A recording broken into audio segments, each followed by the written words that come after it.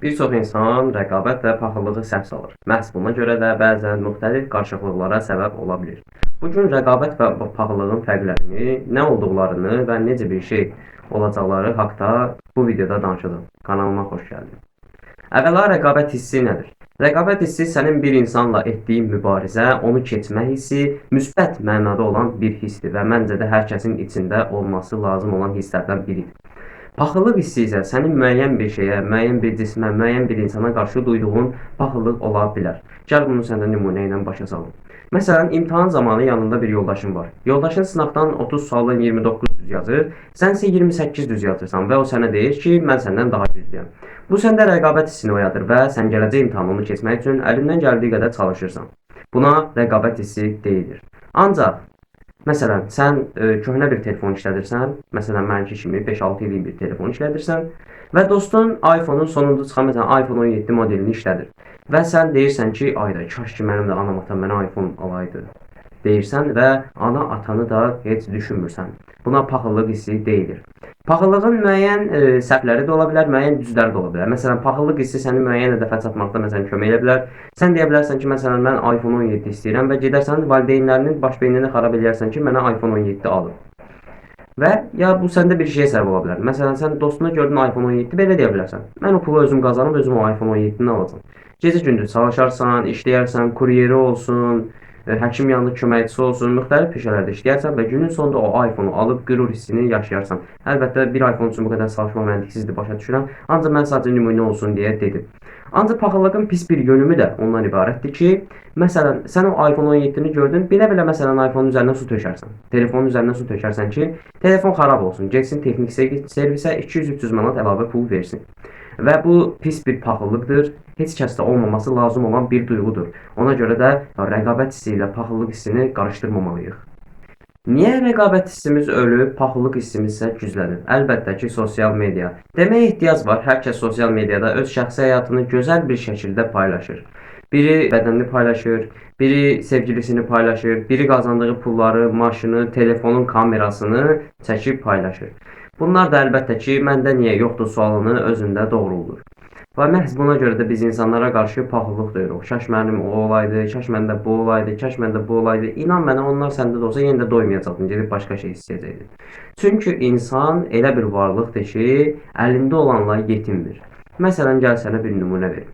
Sən mənə bu gün desən ki, mən ayda 10.000 manat maaş qazanmaq istəyirəm və 10.000 manat mənə bəs edəcək. 10.000 manat maaş aldıqda müəyyən müddət sonra deyəcəksən ki, sanki 10.000 də bəs eləmir, 20.000 olsa və ya 30.000 də bəs eləmir, 40.000 də olsa kimi ifadələr işlədəcəksən və buna görə də insanın necə doyumsuz bir varlıq olduğu bizə bir daha məlum olur. Rəqabət hissimizin ölmə səbəbi də elə sosial mediadır. Kimsə məsələn bir bahalı maşın almaq üçün rəqabət aparmaq yüksək vaxt və yüksək əmək istəyir və kimsə də durub bir maşın üçün çalışmaz yəni. Məsələn, indiki dövrdə necə dərs çalışmaq həvəsimiz yoxdursa, o maşını almağa da elə həvəsimiz olmur. Sadəcə şəkillərə baxaraq yetinirik, avtoqaleriyaya gedərək şəkil çəkdiririk və ya yaxınlarımızdan, dostlarımızdan kimsənin maşını varsa, ona sadəcə toxunub və ya 1-2 dəfə sürə bilirik. Bu maşını almaq istəmirik. Niyə? Çünki o həqiqətən də sən onu qəlbindən istəmirsən. Bir şeyi qəlblə istəyəndə insan, onu əldə etmək üçün əlindən gələn istənilən bir şey ola bilər. İstənilən universitet olsun, istənilən maşın olsun, istənilən nə bilim həyat yoldaşı olsun, fərqi yoxdur. Hər alanda bu keçərlidir. Məsələn, nümunə verim məsələn. Mən istəyirəm ki, məsələn, yaya qədər YouTube-da 1000 dənə abunəm olsun. Ancaq məsələn, mən onu çox da istəməsəm, kanala həftədə bir video ataram, heç short satmaram, belə kanala biraz laqeyd yaraşaram. Amma gördüyün kimi hər həftə kanalda mütləq 3 video olur və bir neçə dənə də shorts videosu paylaşıram ki, kütləmiz daha da böyüsün.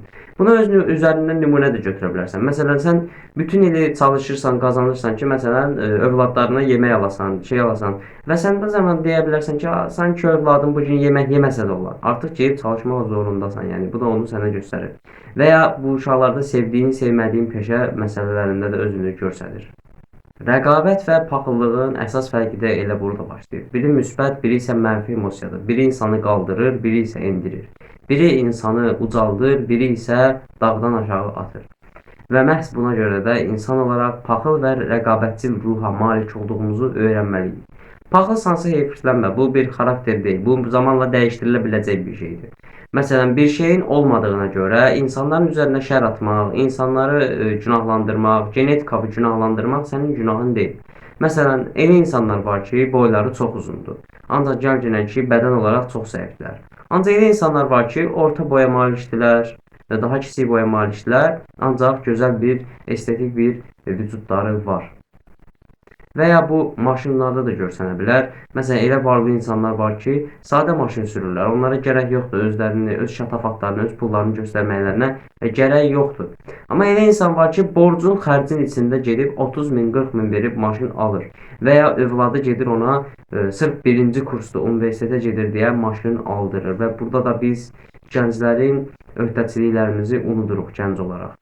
Məsələn, o maşını sən almalısan, çünki valideynlərinə yük düşməsin. Valideynləri də düşünmək lazımdır. Valideynlər də bizim üçün əziyyət çəkir. Zaten səni 9, 10, 11-ci sinifdə hazırlığa qoyaraq bir maşının pulunu xərcləyiblər, bir telefonun pulunu xərcləyiblər. Daha onlardan nə istəyə bilərik ki, deyə özünə bu sualı verməlisən. Bu sual üzərində biraz düşünməlisən. Və özünə vermək istədiyin başqa bir sual daha var. Otur və fikirləş. Rəqabətçil bir ruha malikəm, yoxsa paxıl bir ruha malikəm? Bunu müəyyən etdikdən sonra, məsələn, rəqabətçil ruha malikəm. Hansı tərəflərimi gücləndirə bilərəm? Məsələn, kimlə rəqabət apara bilərəm? Kim mənim kriterlərimə uyğun deyil? Və ya paxıl bir ruha malikəmsə, bunu necə aradan qaldıra bilərəm? Bunu necə üstəsindən gələ bilərəm? Hansı məqamlarda paxıllığım daha çox özünü göstərir? Paxıllığım kimsəyə zərəri dəyibmi? Deyə özün bunu müəyyənləşdirə bilərsən. Bəli, bu gün rəqabət və paxıllığın fərqlərindən danışdıq. Rəqabətin və paxıllığın necə bir hiss olduğunu, insanda hansı təəssüratlar yaratdığını və necə nəticələnəcəyini müzakirə etdik.